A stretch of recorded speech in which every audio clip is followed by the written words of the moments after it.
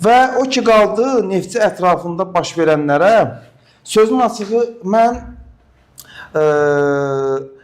biz xoşlayırıq ki, həmişə burada meydanın içində tutalım ki, məşqçilərin elədiyi gedişlər və yaxud da hər hansı bir taktiki gediş və yaxud da futbolçuların oynadığı oyun üslubu, komandaların hansı zonada oynadığı, belə futbolun içində olan müzakirələri eləməyi, yəni biz həmişə üstün tutmuşuq.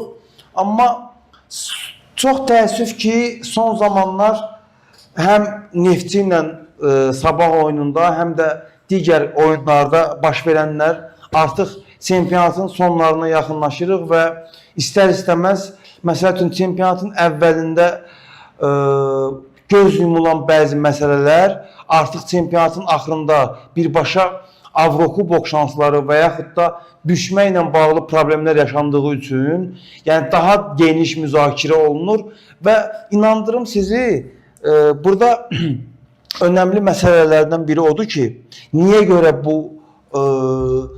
bu qədər səsküyə səbəb oldu bu epizodlar? Çünki burada birbaşa komandaların yerinin dəyişməsi məsələsi var idi. Bəli. Və Neftçi 8-ci pillədə idi də, səhv eləmirəmsə, 7. Verindib gələnə qədər. 7 ya 8-ci pillədə idi.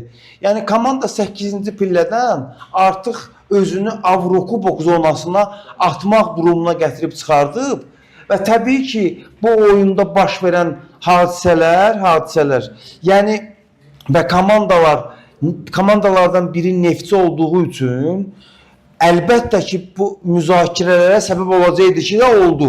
Bəli. İndi mən sənə başqa bir yöndən sual verim. Məsəl üçün, bu epizodlar Neftçinin başına yox, Zirənin başına gəlsəydi, tərs olsaydı da, bir futbol, illərdir futbolun içində olan bir idman jurnalisti kimi, yəqin ki, epizodları dəyərləndirəcək. Bəli. Nicat, elə zəhmət olmasa, burada taktikanı və yaxud da komandaların necə oynadığını qoyaq qırağa. Zəhmət olmasa, elə birbaşa epizodlara başlayaq. Çünki burada hakimlərlə bağlı... Elə məsələn, ən qalmaqalı sonuncu epizod. Elə sonuncu epizodla bağlı. Bilsən, mən nəyi başa düşmürəm, xana olam. Tutalım ki, hakim səhv qərar verib. Düzdür, hakim səhv qərar verib. Qardaş, bu qərar üçün VAR sistemi qurulub da bütün dünyada. Düzdür, bütün dünyada VAR sistemi qurulub. Elə adi uzağa getməyək. Bundesligada keçən mövsüm Bayer Leverkusen'dən hansısa komandanın oyununda hakim bir futbolçuya 2 epizodda simülyasiya elədiyinə görə sarı vərəqə göstərir. Birinci epizoda baxır, gəlir futbolçuya üzr istəyir, sarı vərəqəni ləğv eləyir, penalti təyin eləyir. Üstündən bir təxminən 40-45 dəqiqə sonra yenidən həmən futbolçuya Jeremy Frimpong, indi Liverpoolda çıxış eləyir. Yenə də simülyasiyaya görə sarı vərəqə göstərir, çağırırlar VAR-a, gəlir yenə də üzr istəyir, yenidən penalti təyin eləyir. Yəni bu VAR onun üçündür ki, ədalətsizliyin qarşısı alınsın. Hakimlər üçün bir növ əla sığortadır da. İndi mən niyə bunu qeyd eləyirəm, Nicat? Burada önəmli bir məsələ var. Bu epizodla bağlı 3-cü epizodda bu görsənəcək. Gəlin indi bu epizoda baxaq. Baxın, saxla. Nicat, saxla. Zəhmət olmasa biraz geri verə bilərsən. Bir oynat. Mən saxla deyəndə saxlayarsan. Saxla. Burada gəlin indi epizoda baxaq. Bunu mən futbolçu kimi indi məşqçilik eləyirəm və yaxud da burada futbol analistiyəm, onun bir dəxli yoxdur. Adi futbol azarkeşi belə, futbol izləyən azarkeş belə. Burada görür ki, xanoğlan, ekrana baxanda, burada hal-hazırda Neftçinin qapıçısı topu görmür. Düzdür? Bəli. Niyə görə görmür? Qabağında futbol. Çünki qabağında Zirənin futbolçusu var. Düzdür? Yavaş-yavaş oynadı epizod. Mən rahatlıqla epizodu izləmə, incələmə imkanları olub. Niyə çağırmayıblar? İndi yaxşı ki, mən sənə başqa bir sual verim. Nicat müəllim, siz də zəhmət olmasa işinizi görün. Bax, indi mən sənə bir dənə sual verim. 4-5 dəqiqə bu epizoda görə oyun dayanıb, düzdür? Səncə əgər bir epizodu VAR-da oturan hakim komitəsi, ya nə deyirlər ona? VAR-da oturanlara. Vardı, bir daha vardı da. Yəni Köməkçisi. hakim köməkçisi. Əgər bir epizodu 4-5 dəqiqə izləyirsə, deməli burada şübhəli bir məqam var da.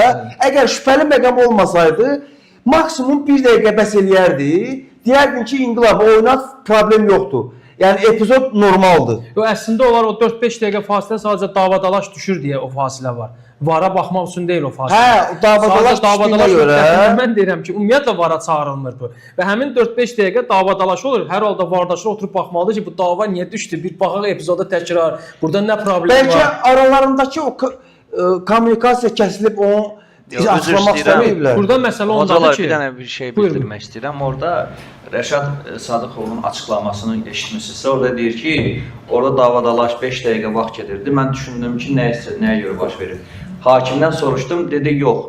Qol təsdiqlənir, yəni bu 4 dəqiqə, 5 dəqiqədir, bunlar sarı qırmızıya baxırdılar.